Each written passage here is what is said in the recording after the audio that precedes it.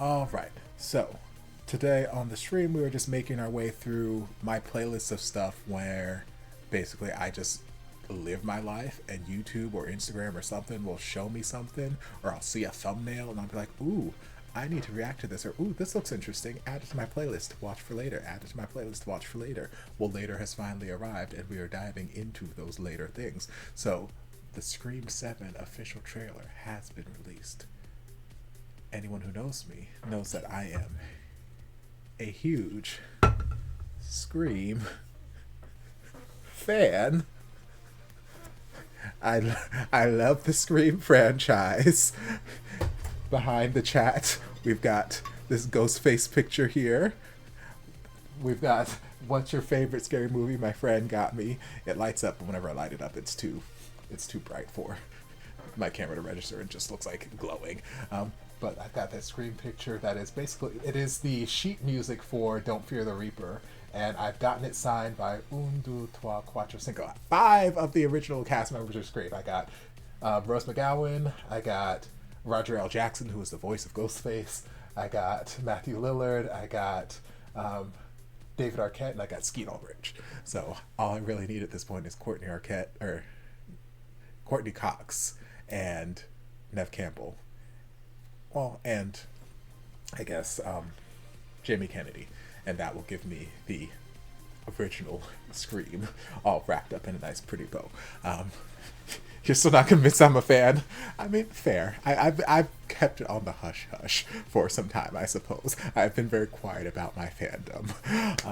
But yes, needless to say, I'm looking forward to where this journey goes in Scream 7. I don't really know what the plot line or the storyline is going to be. I know that we've lost Melissa Barrera and Jenna Ortega because they were fired because of their opinions about the war over in Gaza, which is a whole nother conversation all in itself. But outside of the real world politics and what's happening here, just the story itself, the world, the universe, I love this series. So I'm excited to see where this goes. So we're just going to dive in and see what this trailer has in store for us. This is it. Hello. Can't believe we're staying at the Psycho Killer B&B. Oh, that's so cool. It's a motion detector. Child. Could not pay me enough.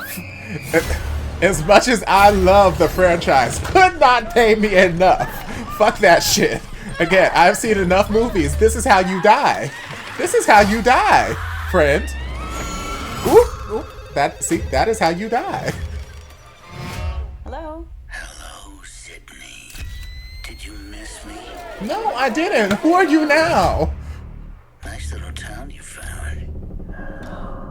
You and your pretty daughter. She's like, it's been 45 years. I've moved on. Well, you sure know a lot about me for another asshole hiding behind a voice changer. Oh, I'm not hiding, Sidney. Not this time.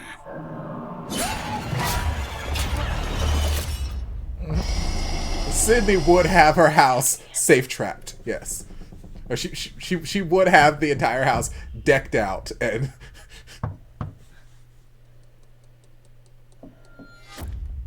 girl, don't put your ear there. That is how you die. I want to be a fighter. Did you not see too? If you hurt her. I'm not going to hurt her until you're here to see it. Let's unmask this fucker. Oh, Courtney, you look great. All your friends died for just being near you. Where is my daughter? Tatum, listen to me. He's trying to find another way in. You better name her Tatum. You're gonna have to shoot him through the wall. Where? To the right of the door. Shoot him now! Do it now! Oh, you got it. Now shoot him in the head. You need to make sure you shoot him in the head.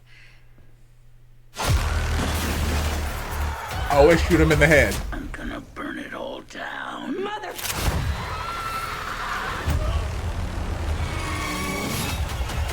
This is gonna be fun.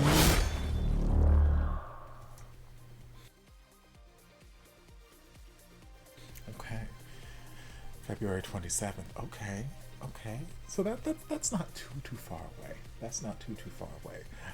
But like I said, if there's anything we have learned from watching these movies, shoot them in the head. You can knock the knife out of their hand. You can shoot them in the shoulder, in the kneecap, whatever. Shoot them in the head, because I guarantee you they are not wearing a bulletproof mask. They might have any sort of protection happening anywhere else, but chances are they're not wearing a bulletproof mask. Shoot them in the fucking head. And even then, after you shoot them in the head, maybe shoot them in the throat, just to be safe. Just to be safe. So if you've learned nothing from watching my channel, you know, kick him in the balls, just in life. Anytime a man is upsetting or accosting you in any way, shape, or form, kick him in the balls. And if you are in a Scream movie, shoot him in the head.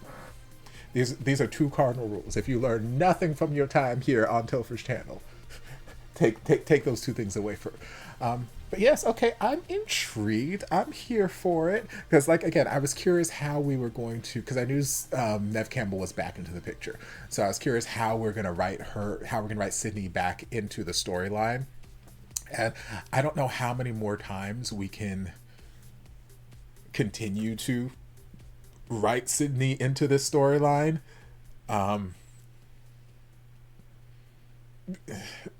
But this looks like, because Sidney's been away for a little while, so this looks like a good way to bring her back into the fold, bring her back in the fray. But like, there are only so many times where it's like someone else from your past is coming along and, hey Sidney, you remember me? Like with some of the other like long-standing horror franchises, like your Freddy Kruegers or your Michael Myers and all that kind of stuff. Well, even with Michael Myers, a lot of the time Laurie was in the picture, but like we were able to jump to other sets of characters and have other protagonists where this character was this, you know, demonic entity. It wasn't a particular, you know, we weren't going after this particular person, but in the Scream franchise, it's kind of centered around Sidney. Yes, we branched away to the other characters, the core 4 for the last 2 movies, but for a lot of it is centered around Sidney. So there's only so much that we can continue to just keep haunting Sidney before it's like we just gotta let it die down. We gotta let it die down. But I will always hop on board and watch because, again, I love the Scream franchise. Whether it's good, bad, or indifferent, I have a good time. I love me a good horror movie. I love me a bad horror movie. So I love Scream and all of its plethora of variations. So yeah, I will be sat and ready. I don't know what I'm doing in February. I might not be there opening night because I might have to work or something, but I will be sat and ready with my little Ghostface t-shirt, one of my 17 Ghostface t-shirts. You know, yeah, I'm here for it. It was good. It was a good time. Yes.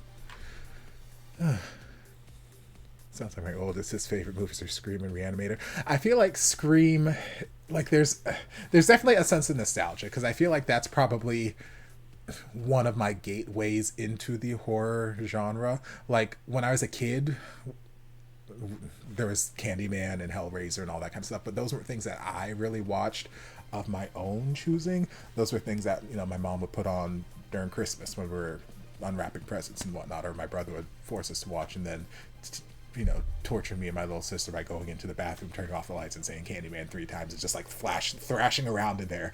Like, they weren't things that I chose to watch, but Scream was one of those first ones that when I was like cultivating my own tastes in movies and music and whatnot, that I started to branch out and see this and like, oh, okay, this is cool. And that kind of led me into more and more of the horror genre as a whole. Great Christmas movies, I know.